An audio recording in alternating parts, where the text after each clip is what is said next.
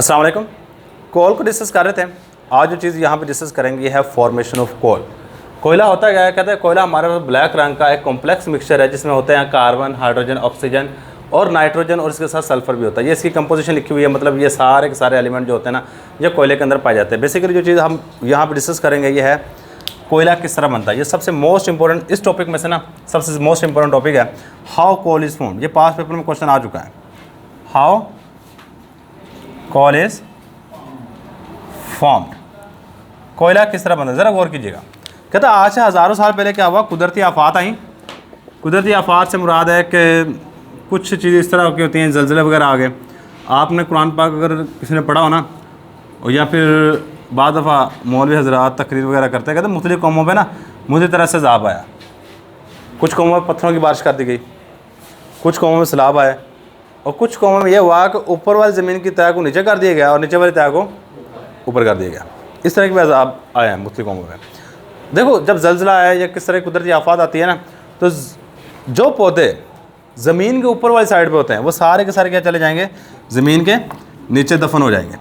कहते जो पौधे ज़मीन के नीचे दफन हो जाते हैं, यहाँ पे ये पौधा दफन हो गया, यहाँ पे ये हो गया, यहाँ पे ये पौधे सारे के सारे ज़मीन के नीचे दफन हो गए। अब होता क्या है कि ज़मीन के नीचे की तरफ याद रखिएगा, जब इन पौधों के ऊपर मनों के हिसाब से मिट्टी आ जाती है तो यहाँ पे प्रेशर हो जाता है इंक्रीज़। प्रेशर क्या हो जाएगा, बढ़ जाएगा। मतलब आप कभी इस चीज़ को फील करना चाहो ना, एक शापर मिट्टी डालो, हाथ नीचे रख के ऊपर शापर रख दो, आप देखो कि ऊपर से शापर दबा रहा है। अगर मनों के हिसाब से ऊपर मिट्टी आ जाए तो बहुत ज़्यादा हाई प्रेशर हो जाता है। सही है। तो मतलब जब पौधे ज़मीन के नीचे दब जाते हैं वहाँ प्रेशर क्या होता है, हाई होता है।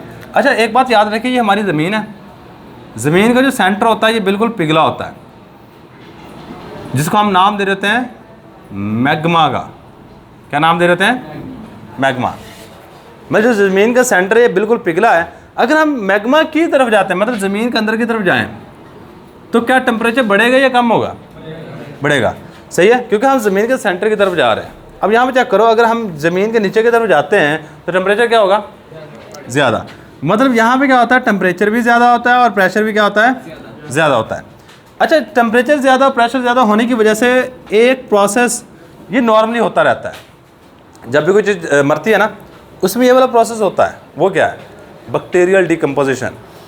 जब भी कोई चीज़ मरती है, बेशक वो इंसान हो, पौधा हो या कोई भी चीज़ है, उसमें बैक्टीरियल डिकम्पोजिशन का प्रोसेस होना स्टार्ट हो जाता है।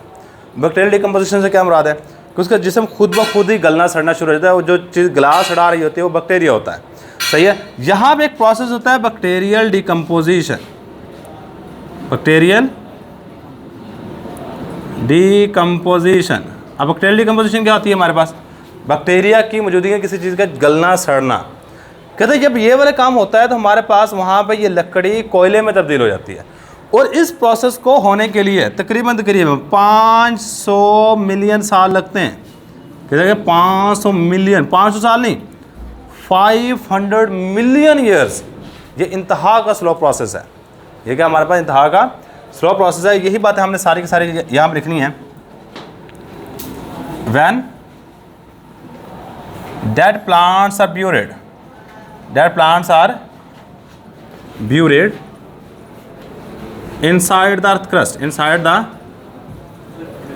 earth crust। जब मुर्दा पौधे ज़मीन की सतह के नीचे दब जाते हैं, earth crust due to high temperature and high pressure. High temperature high pressure होने की वजह से बैक्टीरियल डिकम्पोजिशन होती है। Due to high temperature high pressure bacterial decomposition occur, bacterial decomposition occur. Bacterial decomposition होती है and wood is converted into, wood is converted into coal। This process is very slow.